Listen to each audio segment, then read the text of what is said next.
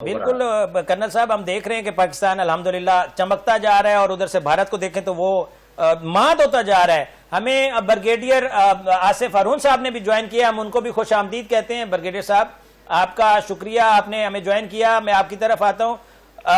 Dubai के अंदर air show होता है जनाब, वहां पर पूरी दुनिया के तैयारे आते हैं और वो अपनी अपनी कारकर्दगी दिखाते हैं, जबकि भारतीय फिजाइया ने अपना जो तैयारा था उसका ऑयल लीक हो जाता है और वो पूरी दुनिया के अंदर फिर एक दफा जगहसाई का बायस बनता है।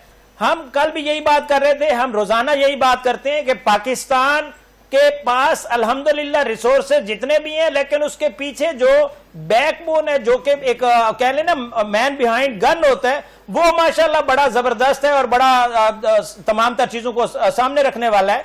यहां पर फिर वही बात सामने आई कि आपके पास जितने भी महंगे महंगे तैयारे हैं, महंगे महंगे असला है, महंगे महंगे गन्स हैं, महंगे महंगे चीजें हैं, लेकिन उसके पीछे आपके अभिनंदन टाइप के लोग हैं। ब्रिगेडियर आसिफ हारून साहब, खुश आमदीद कहता हूं आपको, क्या कहेंगे इसके ऊपर? एक दफा फिर भारत के ऊपर दुनिया हंस रही है। जी बस अब इनकी जगहसाई का वक्त आ चुका है। बहुत ढोंग इन्होंने दुनिया के ऊपर रचा लिया और अपना असल चेहरा जो था वो छुपाई रखा और एक खूबसूरत चेहरा उन्होंने अपना दुनिया को दिखाया, जबकि अंदर से जो है ये बहुत एक घनौनी जो है यहाँ जो है इनकी जो लीडरशिप है वो रही है, चाहे वो कांग्रेस की थी चाहे वो बीजेपी की थी। जहाँ तक कांग्रेस का ताल्लुक है, अगर आप ये देखें कि जितने बड़े साने पाकिस्तान के साथ हुए, जितनी बड़ी जंगें हुई वो कांग्रेस के जमाने में ही हुई, इंक्लूडिंग 71 वॉर।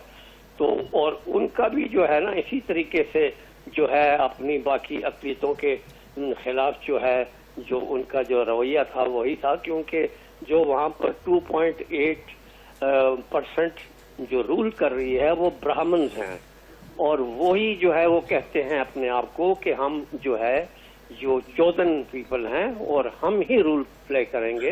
बाकी जो उनके 4 फोल्ड कास्ट सिस्टम है जिसमें वस्यास भी आते हैं, क्षत्रिय नंबर 2 आ गए, फिर 3 आ गए और फिर चौथे जो है शूद्रा, ये उनके आ गए। तो ये मुसलमानों को तो उन्होंने पंचामा में ये डाल दिया था। तो एक तो ये है कि उनका जो 4 फोल्ड कास्ट सिस्टम है जो बड़ा घनौना है और वो आज भी कायम है, उसमें कोई चेंज नहीं आई।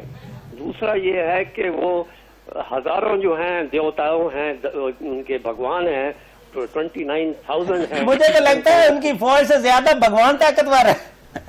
बस वो यही बात है कि बस वो भगवानों के ही वो गीत गाते हैं। वो अरशत्रा है, अरशस्त्रा और उसके बाद चनकिया है, वो उन्हीं की टैक्टिक्स को आज तक ये फॉलो करते हैं और जो है बस अपनी बढ़ाई की बात करते हैं। अखंड भारत जो है न कभी था न है, ये इनका एक मिथ है, एक ख्वाब है जो उनको उन्होंने फिर ये उभारा हुआ है।